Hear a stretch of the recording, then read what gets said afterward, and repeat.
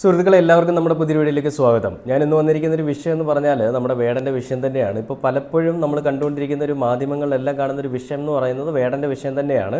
അപ്പോൾ വേടനെ എന്തുകൊണ്ട് ഇവരിങ്ങനെ വേട്ടയാടുന്നു? വേടൻ്റെ വിഷയം തുടങ്ങിയ അന്നു മുതൽ നമുക്കറിയാം, കേരളത്തിലെ ഇന്നത്തെ യുവജനതയിൽ യുവതലമുറയിൽപ്പെട്ട എല്ലാ ആളുകളും ഫോളോ ചെയ്തൊരു വ്യക്തിയാണ്, അല്ലെങ്കിൽ വ്യക്തിത്വമാണ് വേടൻ എന്ന് പറയുന്നത്. അതുകൊണ്ട് തന്നെ വേടന് നിമിഷ സമയങ്ങൾ കൊണ്ട് തന്നെ, അല്ലെങ്കിൽ നിമിഷ നേരം കൊണ്ട് തന്നെ കേരളത്തിലെ യുവജനതയുടെയും അതേപോലെ തന്നെ മുതിർന്നവരുടെയും എല്ലാവരുടെയും ഉള്ളിലേക്ക് ഇടിച്ചു കയറാനായിട്ട് സാധിച്ചു. വേടൻ എന്ന് പറയുന്ന വ്യക്തിക്ക് അവിടെ ഒരു വ്യക്തിമുദ്ര പതിപ്പിക്കാൻ സാധിച്ചു. വേടന്റെ ആദർശങ്ങളും ആശയങ്ങളും എന്താണെന്നുള്ളതും മറ്റുള്ളവരിലേക്ക് അറിയിക്കാനായിട്ട് വേടന് സാധിച്ചു. ആ അറിയിപ്പിലൂടെ വേടൻ ആർക്ക് വേണ്ടിയാണ് നിലകൊള്ളുന്നത് എന്നുള്ളതും കേരളത്തിലെ എല്ലാ ജനങ്ങൾക്കും മനസ്സിലായി. അത് പ്രായഭേദമന്യേ എല്ലാവർക്കും മനസ്സിലായ ഒരു കാര്യം തന്നെയാണ്. അപ്പോൾ വേടൻ ഞാൻ നേരത്തെ പറഞ്ഞിട്ടുണ്ട്, പിന്നോക്ക സമുദായത്തിൽപ്പെട്ട ആളുകളുടെ ഒരു പ്രതിനിധിയായിട്ടാണ് വേടൻ നിലകൊള്ളുന്നത്. അങ്ങനെയുള്ള വേടൻ ഉപയോഗിച്ചിട്ടുള്ള ജീവിതത്തിന്റെ പരുക്കൻ യാഥാർത്ഥ്യങ്ങളെ അവൻ വന്നിട്ട് ഈ പറയുന്ന മറ്റുള്ള ജനങ്ങളിലേക്ക് അത് പറയാനായിട്ട് ശ്രമിക്കുമ്പോൾ അതിൽ അസഹിഷ്ണുത കാണിക്കുന്ന ആളുകളാണ് BJP-യിലൊക്കെ ഉള്ളത്, RSS-ലൊക്കെ ഉള്ളത് നമുക്കറിയാം. അപ്പോൾ വേടനെ ഏപ്രിൽ 28-ന് വേടന്റെ ഫ്ളാറ്റിൽ നിന്ന് കഞ്ചാവുമായിട്ട് പിടിക്കുകയും പോലീസ് സ്റ്റേഷനിൽ കൊണ്ടുപോവുകയും പോലീസ് സ്റ്റേഷനിൽ എത്തിയതിന് ശേഷം അത് ഒരാളുടെ കൈവശം വെച്ചാൽ വലിയ പ്രശ്നമില്ലാത്ത തരത്തിലുള്ള ക്വാണ്ടിറ്റി ആയിരുന്നതിനാൽ വേടനെ സ്റ്റേഷൻ ജാമ്യത്തിൽ വിടുകയും പിന്നീട് ഫോറസ്റ്റുകാർ എത്തുകയും വേടന്റെ കഴുത്തിലെ പുലിപ്പല്ലിന്റെ വിഷയം പറഞ്ഞുകൊണ്ട് വേടനെ കസ്റ്റഡിയിൽ എടുക്കുകയും പിന്നീട് അതിനുശേഷം വേടനെ ജാതീയ അധിക്ഷേപം നടത്തുകയും ചെയ്തു. പല രീതിയിലുള്ള കാര്യങ്ങൾ, ശ്രീലങ്കൻ വംശജയാണ് വേടന്റെ അമ്മ, അതുകൊണ്ട് വേടൻ ഒരു ശ്രീലങ്കൻ ടച്ച് ഉണ്ട്, ഈ പുലിപ്പല്ല് കിട്ടിയത് അങ്ങനെയാണോ എന്നുള്ള രീതിയിലൊക്കെ പറയുന്ന ഫോറസ്റ്റ് ഉദ്യോഗസ്ഥരെയൊക്കെ നമ്മൾ കണ്ടതാണ്. ആ കേസ് ആ രീതിയിലൊക്കെ പൊയ്ക്കൊണ്ടിരിക്കുകയായിരുന്നു. അപ്പൊ അങ്ങനെ ഈ കേസ് മുന്നോട്ട് പോയി. പിന്നീട് അതിനുശേഷം വേടനെ ശിക്ഷിക്കാനായിട്ടുള്ള ഒന്നുമില്ല. വേടൻ അത് തെളിവ് സഹിതം പറഞ്ഞു, എവിടുന്ന കിട്ടിയെന്നുള്ളത് പറയുകയും ചെയ്തു എന്നുള്ളതിന്റെ പേരിൽ വേടനെ ഒന്നും ചെയ്യാൻ പറ്റാത്തത് കൊണ്ട് വേടനെ വെറുതെ വിടുകയാണ് ചെയ്തത്. പക്ഷെ അപ്പോഴും ഈ ഉള്ളിലുള്ള അമർഷം, ജാതി വെറി എന്ന് പറയുന്ന സാധനം BJP-ക്ക് അങ്ങോട്ട് വിട്ടുമാറിയിരുന്നില്ല. BJP അപ്പോഴും പ്രതികരിച്ചുകൊണ്ടേയിരിക്കുകയാണ്. ഈ പറയുന്ന BJP-യുടെ ഉള്ളിൽ ഇപ്പോഴും വേടനെതിരെയുള്ള ഒരു അമർഷം, അല്ലെങ്കിൽ ആ ഒരു വിദ്വേഷം ഇങ്ങനെ ചെറിയൊരു കനലായിട്ട് എരിഞ്ഞുകൊണ്ടിരിക്കുകയാണ്. പലപ്പോഴും ഈ പറയുന്ന BJP-യുടെ നേതൃത്വം തന്നെ പറഞ്ഞു, ഇനി വേടനെതിരെ പരസ്യമായിട്ടൊരു പ്രചാരണത്തിന് പാടില്ല, അല്ലെങ്കിൽ പരസ്യമായിട്ട് വേടനെ അവഹേളിക്കാനായിട്ട് ആരും ഇറങ്ങാൻ പാടില്ല. അത് BJP-ക്ക് വലിയൊരു സ്പർദ്ധ ഉണ്ടാക്കുന്ന, അല്ലെങ്കിൽ BJP എന്ന് പറയുന്ന പാർട്ടിയെ വലിയ രീതിയിൽ നെഗറ്റീവ്ലി അത് എഫക്ട് ചെയ്യുന്നുണ്ട്. അതുകൊണ്ട് ആരും അതിനുവേണ്ടി ഇറങ്ങരുതെന്ന് പറയുകയുണ്ടായി. അത് പേടിച്ച് പറഞ്ഞൊരു കാര്യം തന്നെയാണ്. വേടൻ എന്താണെന്നും വേടൻ മുന്നോട്ട് വയ്ക്കുന്ന കാര്യങ്ങൾ എന്താണെന്നുള്ളത് മനസ്സിലാക്കാൻ സാധിച്ചതാണ് ഇടതുപക്ഷത്തിനും വലതുപക്ഷത്തിനും ഒരേപോലെ സാധിച്ച ഒരു വലിയൊരു കാര്യം എന്ന് പറയുന്നത്. അത് കേരളത്തിലെ ജനങ്ങൾക്കിടയിൽ BJP എന്ന് പറയുന്ന വ്യക്തിത്വം, BJP എന്ന് പറയുന്ന വർഗീയവാദികൾ എങ്ങനെയാണെന്നുള്ളത് മനസ്സിലാക്കാനും അതേപോലെ തന്നെ ഇടതുപക്ഷം വലതുപക്ഷം എന്തിനു വേണ്ടിയിട്ടാണ് നിലകൊള്ളുന്നത് മനസ്സിലാക്കാനും വലിയൊരു സഹായകമായ ഒരു കാര്യം തന്നെയാണ്. ഇടതുപക്ഷത്തിനും വലതുപക്ഷത്തിനും ഉണ്ടായിരുന്ന ചീത്തപ്പേരുകളെല്ലാം വേടനൊപ്പം നിന്നതിൻ്റെ പേരിൽ മാറാനായിട്ട് സാധിച്ചു എന്നുള്ളത് ഞാൻ പറഞ്ഞു കഴിഞ്ഞാൽ അതൊരു സത്യസന്ധമായിട്ടുള്ള വസ്തുത തന്നെയാണ്.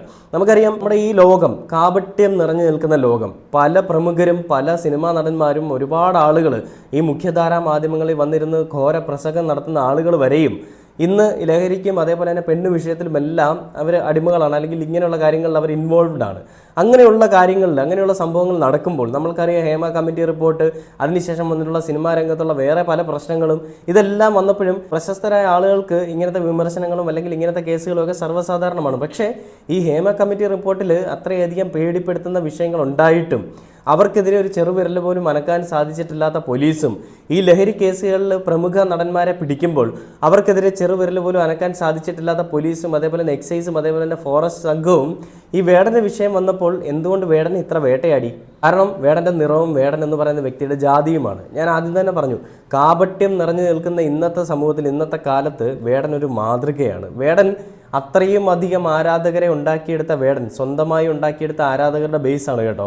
അവൻ സ്വന്തമായി അവൻ്റെ കഴിവിൻ്റെ, അവൻ്റെ പ്രയത്നത്തിൻ്റെ ഫലമായിട്ട് അവന് കിട്ടിയ ഒരു ബേസിൽ അവൻ നിന്നുകൊണ്ട് മറ്റുള്ളവർക്ക് വേടനെ ഇപ്പം ആകർഷിക്കാനായിട്ട് ശ്രമിക്കുന്ന, അല്ലെങ്കിൽ വേടനെ അഡോപ്റ്റ് ചെയ്യാനായിട്ട് ശ്രമിക്കുന്ന ഒരുപാട് യുവജനത നമ്മുടെ സമൂഹത്തിലുണ്ട്.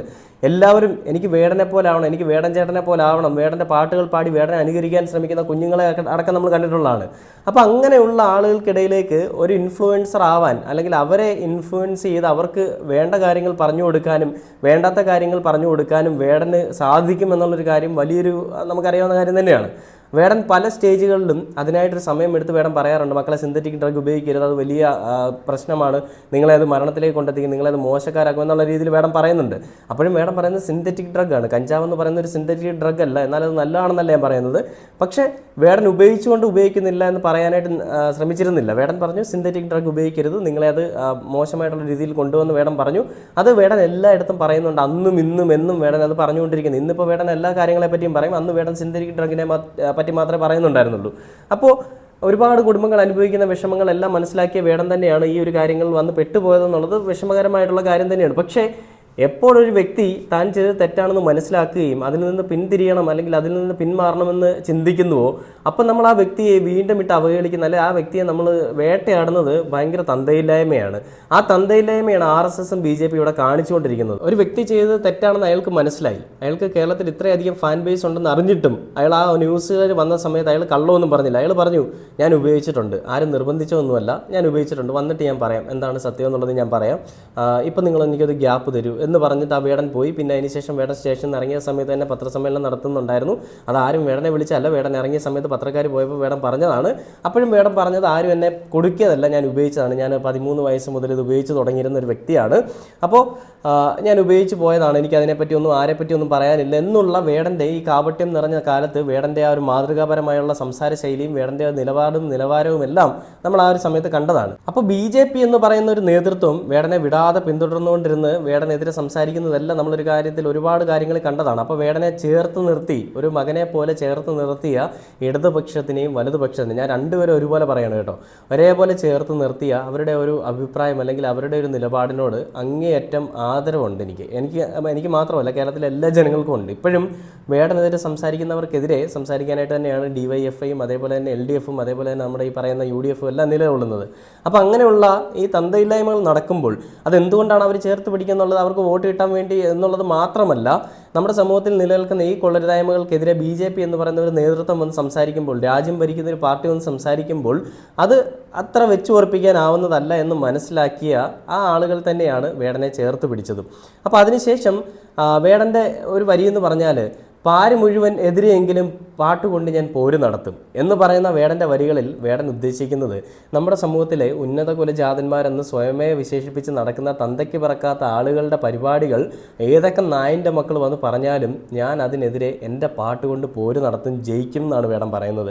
വേടൻ്റെ ജീവിതത്തിലെ കറുത്ത സാഹചര്യങ്ങൾ അല്ലെ പരുക്കൻ യാഥാർത്ഥ്യങ്ങളെ വേടൻ വരച്ച് കാണിക്കുമ്പോൾ അതിൽ അസഹിഷ്ണുത കാണിക്കുന്ന BJPയും അതേപോലെ തന്നെ മറ്റുള്ള പാർട്ടിയിൽ ഇരിക്കുന്ന ആളുകളും നിങ്ങളൊന്ന് വിചാരിക്കുക, വേടൻ അനുഭവിച്ച കാര്യങ്ങളെപ്പറ്റിയാണ് വേടൻ പറയുന്നത്, അയാളുടെ ജീവിത സാഹചര്യങ്ങളെ പറ്റിയാണ് അയാൾ പറയുന്നത്.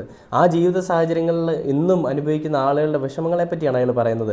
വേടൻ എന്ന് പറയുന്ന വ്യക്തി തൃശ്ശൂരിലെ സ്വപ്നഭൂമി എന്ന് പറയുന്ന ഒരു കോളനിയുടെ സന്തതിയാണ്. ഈ കോളനിയിൽ നമുക്കിപ്പോൾ പറയാൻ പാടില്ല, എന്നാലും ഞാൻ പറയുകയാണ്, അങ്ങനെയുള്ളൊരു സ്ഥലത്ത് നിന്ന് വളർന്നു വന്നൊരു വേടൻ, ആ വേടൻ അയാളായിട്ടുണ്ടാക്കിയെടുത്തൊരു മുഖമുദ്ര അല്ലെങ്കിൽ അയാളായിട്ടുണ്ടാക്കിയെടുത്തൊരു സാമ്രാജ്യത്തിൽ നിന്നുകൊണ്ട് അയാൾ സംസാരിക്കുമ്പോൾ അയാളുടെ നിലപാടും അയാളുടെ വ്യക്തിത്വം എന്താണെന്നുള്ളത് എല്ലാ കേരളത്തിലെ ജനങ്ങൾക്കും അറിയാം. അപ്പോൾ വേടൻ്റെ പിന്നീടുള്ള ഒരുപാട് വരികളുണ്ട്. നമുക്കറിയാം, വോയിസ് ഓഫ് വോയിസ്ലെസ് എന്ന് പറയുന്ന ശബ്ദമില്ലാത്തവൻ്റെ ശബ്ദം എന്ന് പറയുന്ന ആ ഒരു കവിതയിലും വേടൻ പറയുന്നത്, ഞാൻ പാണനല്ല പറയുന്നില്ല, നീ തമ്പുരാനുമല്ല, ആണേലും ഒരു മയിലുമില്ല എന്ന് പറയുമ്പോഴും വേടൻ മുന്നോട്ട് വെക്കുന്ന ഇന്നത്തെ കാലത്തിലുള്ള ഈ തമ്പുരാക്കന്മാരെന്ന് സ്വയമേ വിശേഷിപ്പിച്ച് നടക്കുന്ന, ഞാൻ നേരത്തെ പറഞ്ഞ പോലെ ഉന്നത കുലജാതന്മാരെന്ന് സ്വയമേ വിശേഷിപ്പിച്ച് നടക്കുന്ന പലതന്തയ്ക്ക് പിറന്നവരുടെ ആ ഒരു അനീതിക്കെതിരെ അല്ലെങ്കിൽ അവരുടെ ഒരു വിശേഷണങ്ങൾക്കെതിരെ അല്ലെങ്കിൽ അവരുടെ ഒരു ചിന്താഗതിക്കെതിരെയുമാണ് വേടൻ സംസാരിക്കുന്നത്, ശബ്ദമുയർത്തുന്നതും.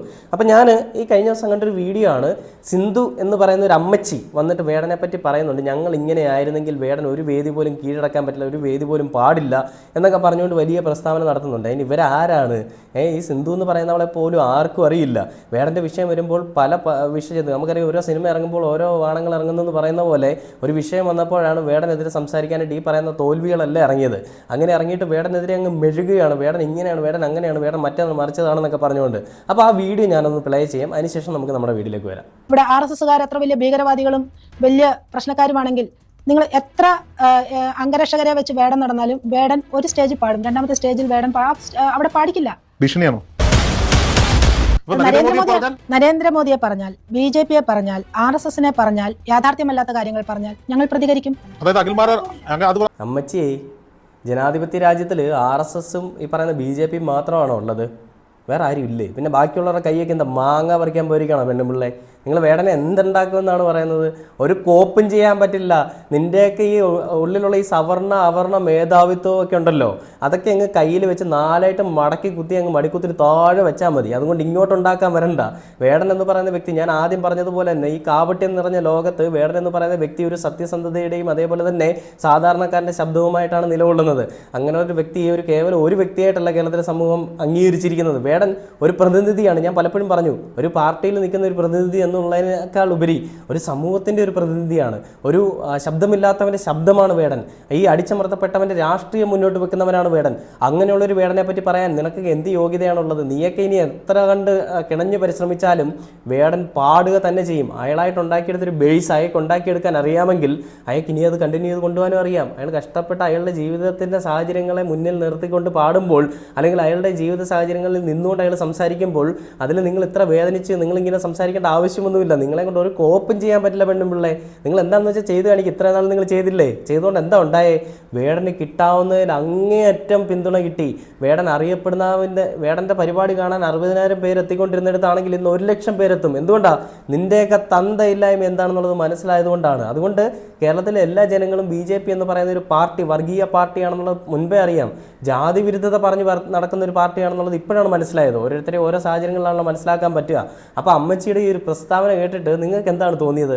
ഇവരെന്തോ അങ്ങ് ഉണ്ടാക്കുന്നു, ഒരു കോപ്പും ഉണ്ടാക്കാൻ പോകുന്നില്ല. ബാക്കി ഒന്ന് നോക്കാം. അഖിൽമാരുടെ ഭാഷയിൽ പറഞ്ഞാൽ വേടൻ മുന്നോട്ട് വെക്കുന്നത് BJPയുടെ രാഷ്ട്രീയമാണ്. രണ്ടുപേരും വർഗീയതയാണ്. BJP എവിടെ വർഗീയത മുന്നിൽ? അഖിൽമാരല്ലേ? അഖിൽമാരാർ പലതും പറയും. അഖിൽമാരാരിന് തല തല്ലി ചത്താ മതി. അഖിൽമാരാർ പലതും പറയുമെന്ന്. BJPയുടെ രാഷ്ട്രീയമാണ് അഖിൽമാരാർ മുന്നോട്ട് വെക്കുന്നത്. വേടനും BJPയുടെ രാഷ്ട്രീയമാണ് മുന്നോട്ട് വെക്കുന്നതെന്ന് പറയുമ്പോൾ ആരാണ് വർഗീയവാദി എന്നാണ് ചേച്ചി ചോദിക്കുന്നത്. വർഗീയവാദി ആരാണെന്ന് ചേച്ചിക്ക് ഇപ്പോഴും അറിയില്ല. ചാണകം തീനികൾക്ക് എന്തറിയാനാ? അത്രയ്ക്ക് ഇത്രയും വിവരമല്ലേ ഉണ്ടാവുള്ളൂ. ചാണകമല്ലേ തിന്നും മെഴുകി നടക്കുന്നത്. അങ്ങനെയുള്ളവർക്ക് വലിയ വിവരത്തിൻ്റെ ഒന്നും ആവശ്യമില്ല. അല്ലെങ്കിൽ വിവരത്തിൻ്റെ ആവശ്യമില്ലെന്നല്ല, വിവരം എന്ന് പറയുന്ന സാധനം വേണം. അറിവും വിദ്യാഭ്യാസവും വിവരം എന്ന് പറയുന്നത് വലിയ പ്രാധാന്യമുള്ളൊരു കാര്യം. അറിവുണ്ടായിട്ട് കാര്യമില്ല, വിദ്യാഭ്യാസം ഉണ്ടായിട്ട് കാര്യമില്ല. മനുഷ്യനെ മനസ്സിലാക്കാനും മനുഷ്യൻ്റെ ഒപ്പം നിൽക്കാനും അയാൾ എന്താണെന്നുള്ളത് അറിയാനൊക്കെ പറ്റുന്നില്ല എന്നുണ്ടെങ്കിൽ ഈ എന്താ പറയുക, മനുഷ്യൻ എന്ന് പറയുന്നത് ജന്മത്തിന് നാണക്കേടാ പെണ്ണുമ്പിള്ളേ നിങ്ങളൊക്കെ. ബാക്കി ഉണ്ടോക്കാം. ഹിരൺദാസ് മുരളി. അതെ, വേടൻ്റെ പാട്ട് ആസ്വദിക്കുന്ന ഒരു വലിയ സമൂഹം നമ്മുടെ ഇടയിലുണ്ട്. ഞാനും അത് മനസ്സിലാക്കുന്നു. പക്ഷേ ഒരു കലാകാരൻ എങ്ങനെയാവണം? ഒരു രാജ്യത്ത് അല്ലെങ്കിൽ ഒരു നാട്ടിൽ ജീവിക്കുമ്പോൾ ഒരു കലാകാരൻ എങ്ങനെയാവണം? അവന് നാട്ടിലുള്ള അനീതികളെക്കുറിച്ച് പറയാം, സംസാരിക്കാം, ഒക്കെ ചെയ്യാം.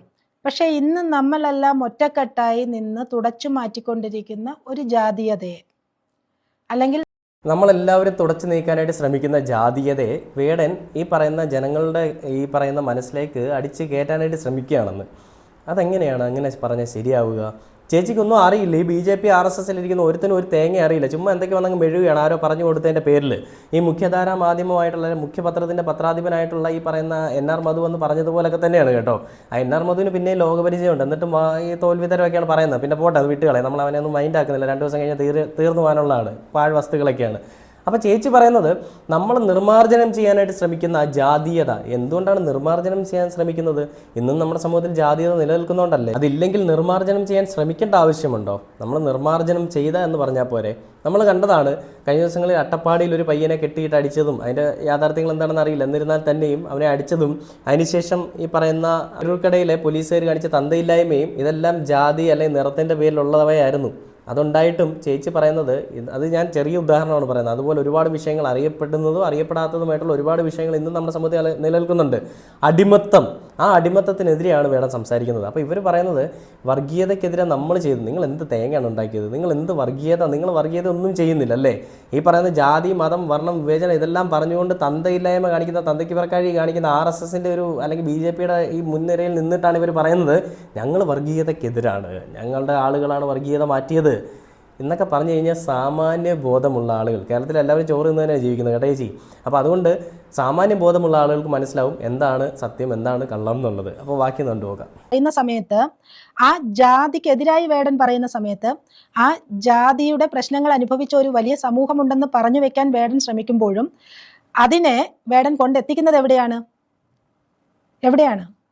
ഒരു സവർണ ജനത അല്ലെങ്കിൽ സവർണരെന്ന് വേടൻ പറയുന്ന, ഞാനിപ്പോൾ സവർണൻ അവർണർ എന്നൊന്നും പറയാൻ ആഗ്രഹിക്കുന്നില്ല, വേടനൊക്കെ പറയുന്ന ഒരു സവർണ സമുദായം അല്ലെങ്കിൽ സമുദായങ്ങൾക്ക് മേൽ ആ സവർണ സമുദായം ഞങ്ങൾ സവർണരാണ് എന്നുള്ളത് ചേച്ചിയുടെ വായന അറിയാതെ വന്നിട്ട് പറയണേ. ഞാൻ സവർണരൊന്നും പറയുന്നില്ല, വേടൻ എത്തിച്ചു നിർത്തുന്നത് സവർണരുടെ മുകളിലാണെന്ന്.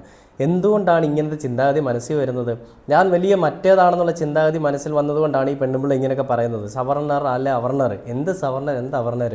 മരിച്ചു കഴിഞ്ഞാൽ ഒരു പെട്ടിയിൽ തന്നെ ശവപ്പെട്ടിക്ക് വലിയ ഡിസൈനൊക്കെ കൊടുത്തെന്ന് പറഞ്ഞാലും ഒരേ മണ്ണിലെ ഒരേ പുഴുക്കൾക്ക് ഒരു ഇരയാവാൻ പോകുന്ന ആളുകളൊക്കെയാണ് നമ്മൾ.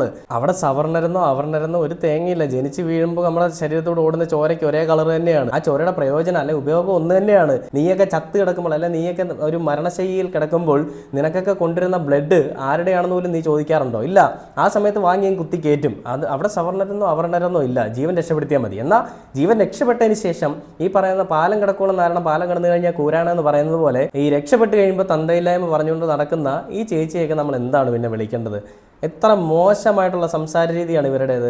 ഇങ്ങനത്തെ ചെറ്റത്തരങ്ങളൊക്കെ പറയാനായിട്ട് ഈ BJP ഇരിക്കുന്നവർക്കേ പറ്റുള്ളൂ കേട്ടോ. സവർണ അവർണ മേധാവിത്വം എന്ന് ഇത് പറയാൻ എന്ത് യോഗ്യതയാണ് ഈ പെണ്ണുപിള്ളയ്ക്കുള്ളത്? നിൻ്റെയൊക്കെ മനസ്സിലുള്ള കാര്യങ്ങൾ ഇങ്ങനെ അടിച്ചമർത്തി മറ്റുള്ളവരുടെ ഉള്ളിലേക്ക് കുത്തിക്കയറായിട്ട് ശ്രമിക്കൊന്നും വേണ്ട. അതൊക്കെ എന്താണെന്നുള്ള കേരളത്തിലെ ജനങ്ങൾക്ക് മനസ്സിലാവും. അത് മനസ്സിലാക്കാനുള്ള സാമാന്യ ബോധം അവർക്കുണ്ട്. എന്നിട്ട് വന്നിരുന്ന് മെഴുകയാണ് സവർണ അവർണരെന്ന്. ബാക്കിയുണ്ട് നോക്കാം. കൊടുത്തുകൊണ്ടിരിക്കുക എന്തിന്? അതായത് BJP എന്ന് പറയുന്ന RSS എന്ന് പറയുന്ന ഒരു പ്രസ്ഥാനത്തെ മാത്രം ജാതീയത പറയുന്നു, ജാതീയത ഉണ്ട് എന്ന് വേടൻ പറയുന്നു, സവർണ മേധാവിത്വത്തെക്കുറിച്ച് പറയുന്നു. ഇതിനെല്ലാം കണക്ട് ചെയ്ത് വേടൻ എത്തിക്കുന്നത് ഇങ്ങോട്ടേക്കാണ്.